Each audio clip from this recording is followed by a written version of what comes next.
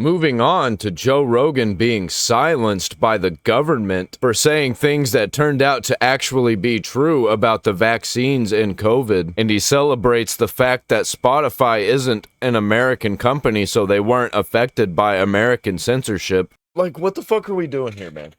What the fuck are we doing? I thought this was America. Is this not America?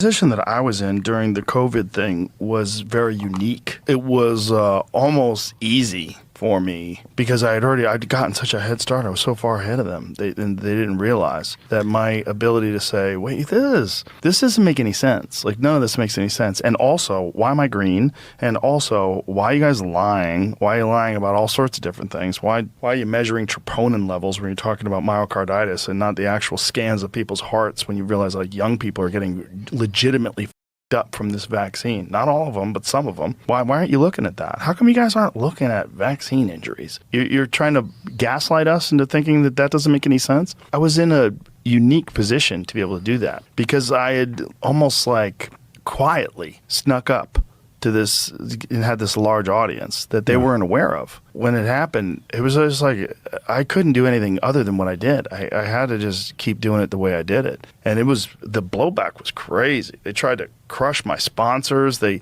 organized campaigns. There was PACs involved. Really? Oh yeah. Thank God I was on Spotify. And thank God Spotify is not an American company. You try to silence something, you're just going to make it bigger. If they had kicked me off of Spotify and I had to go to Rumble, it would have just blown Rumble's stock up, and it would have helped everybody. I didn't know that there was that much going on in your life. I can't even talk about it. But there was presidents involved and former presidents involved that were contacting Spotify. Oh yeah, trying to get me removed for vaccine misinformation that turned out to be right. Not a single apology from anybody. Not a single retraction. Not a single mea culpa. Not a single we were wrong. And I lost a lot of sponsors. I lost a lot during those days. It was interesting. There was a time where it was working. Oh yes, ladies and gentlemen, times are a-changin'. The truth is coming out. Subscribe.